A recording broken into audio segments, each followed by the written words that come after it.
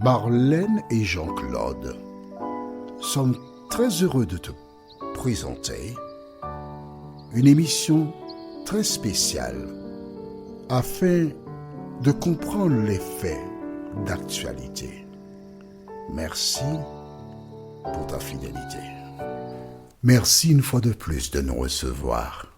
C'est toujours avec joie que nous échangeons avec toi parce que tu as décidé de connaître la vérité. Notre thème de ce jour s'intitule « Dieu est éternel ». Dieu est éternel. Nous avons deux références. D'abord, Genèse 2, verset 7.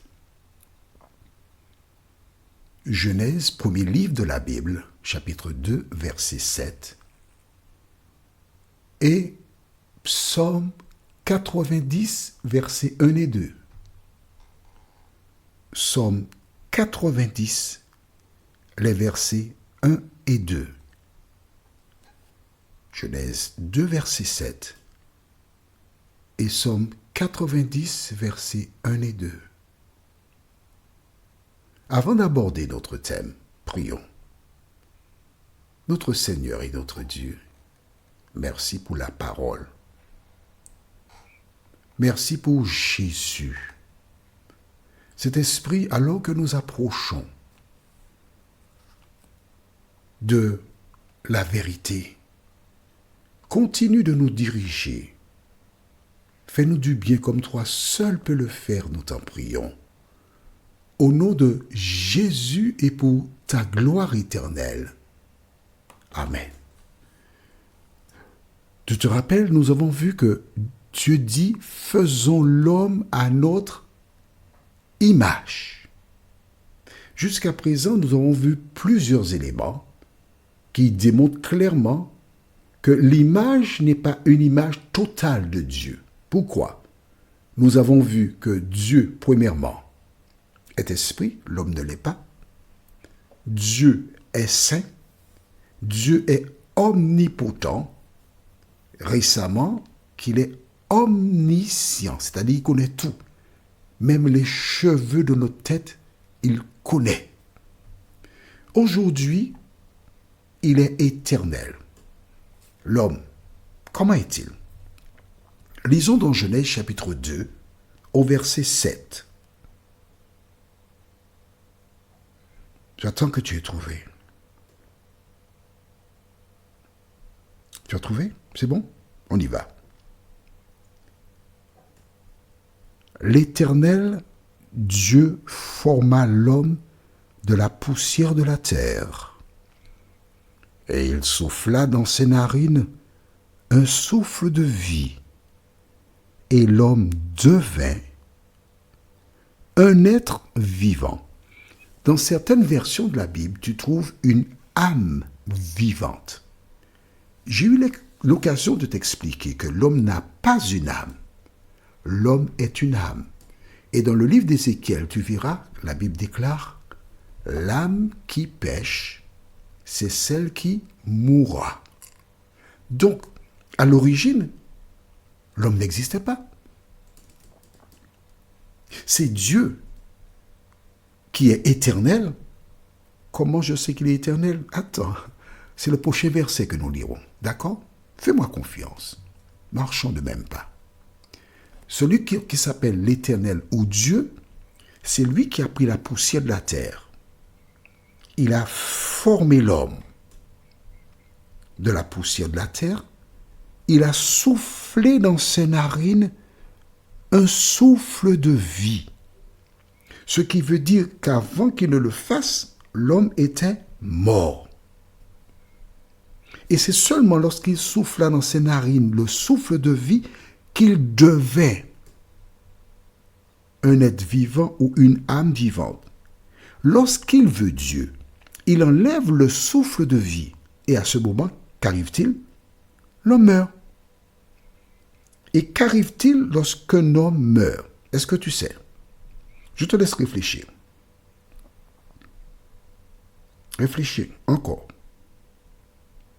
Qu'arrive-t-il lorsqu'une personne meurt? Est-ce que tu sais? Je voudrais que tu réfléchisses, que tu prennes le temps.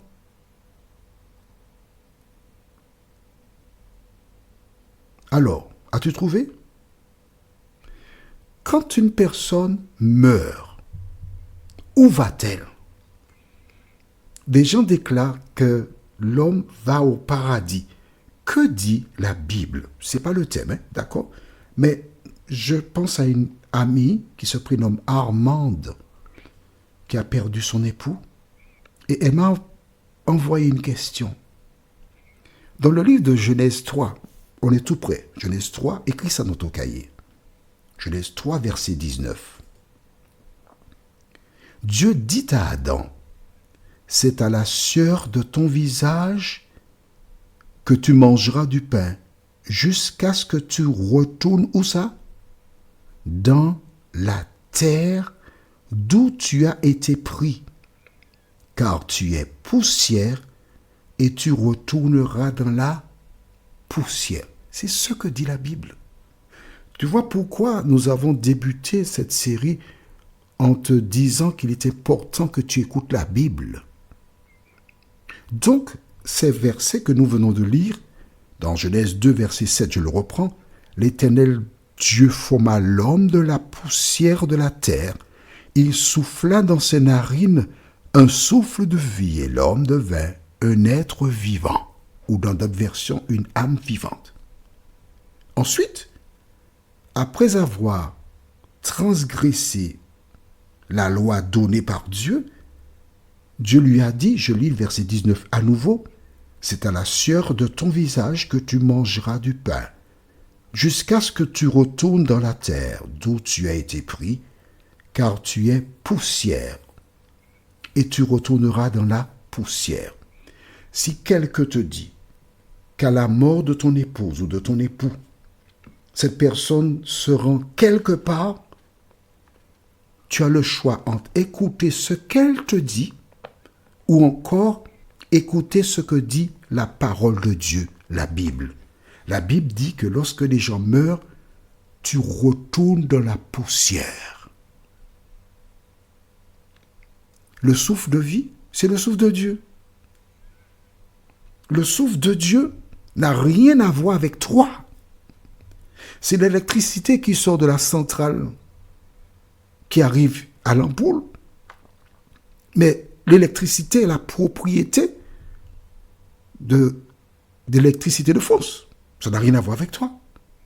Et cette électricité est disponible pour aller dans n'importe quelle autre maison quand ta maison a été fermée ou on a fermé le compteur de manière définitive. Ce n'est pas ta propriété. Donc nous voyons que l'homme est un mortel. D'accord? Qu'en est-il de Dieu? Parce que c'est ça notre thème. Allons au livre de Psaume, chapitre 90, et nous lisons le verset 1 et 2.